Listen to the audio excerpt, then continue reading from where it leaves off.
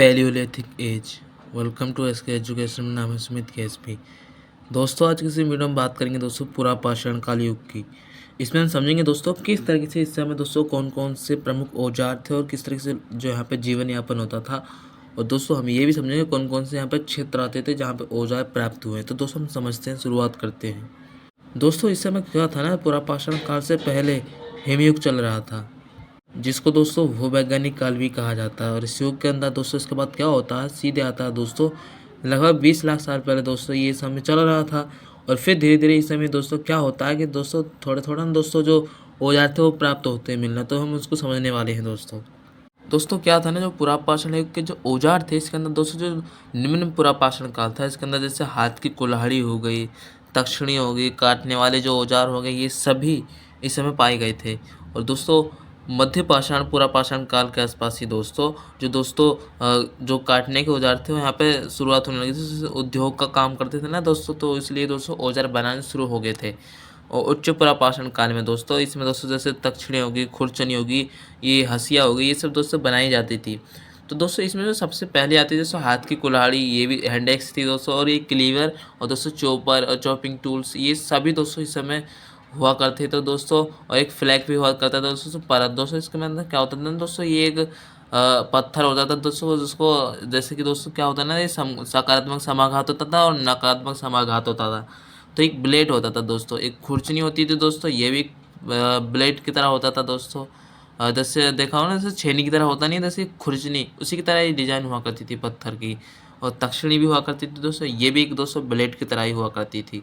तो ये थी दोस्तों पुरापाषाण काल के कुछ महत्वपूर्ण औजार। अब दोस्तों जो पुरापाषाण था दोस्तों, उसकी बस्तियाँ किस तरह की थी ये हम समझते हैं। दोस्तों यदि हम समझे ना कि जो पाषाण काल की जो पुरापाषाण काल की जो बस्तियाँ थी वो कहाँ तक फैली हुई थी, वो थी जैसे दोस्तों कश्मीर घाटी हो गई, लूनी नदी राजस्थान की हो गई, और गुजरात में साबरमती, और दोस्तों नर्मदा में मैकॉल पर्वत, और जैसे गोदावरी नदी, और दोस्तों पूर्वी भारत, ऐसे ऐसे क्षेत्रों में दोस्तों यहाँ पे महत्वपूर्ण बस्तियाँ पाई गई हैं।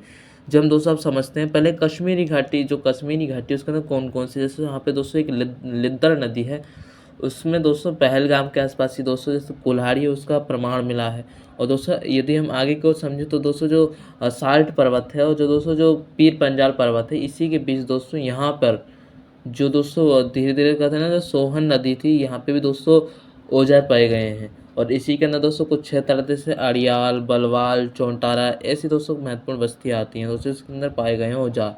और लूनी कहते हैं दोस्तों राजस्थान के अंदर है दोस्तों, यह भी पुरापाषाण काल से संबंधित है। जैसे चित्तौड़गढ़ हो गया, कोटा हो गया, नगरई हो गया, ये सभी दोस्तों यहाँ पे महत्वपूर्ण है। खुरचनी दोस्तों यहाँ पे मिली हैं, बैधक औजार मिले हैं, और नुकीले औजार मिले हैं, ये सभी दोस्तों यहाँ पे मिले हैं। और गुजरात में दोस्तों साबरमती के आस जो दोस्तों माही नदी है, उसी के आसपास दोस्तों पुरापाषाण काल के दोस्तों औजार मिले। जो ओरसंग घाटी है उसी के आसपास ये मध्य पाषाण के युग के भी पाए गए हैं यहाँ पे जो औजार हैं, जैसे कुल्हाड़ी, खुरचनी, ये सब औजार दोस्तों यहाँ पे पाए गए हैं। और जो नर्मदा, जहाँ से दोस्तों अमरकंटक से निकलते हैं मैकाले पर्वत से, यहाँ पे दोस्तों श्रृंखला है ना दोस्तों, तो यहाँ पे खंबात की गढ़ में जो नदी जाके गिरती है नर्मदा, तो यहाँ पे भी दोस्तों औजार पाए गए हैं। जैसे हम देख सकते हैं भीमबेटका इसी के आसपास पड़ता है दोस्तों, भोपाल में।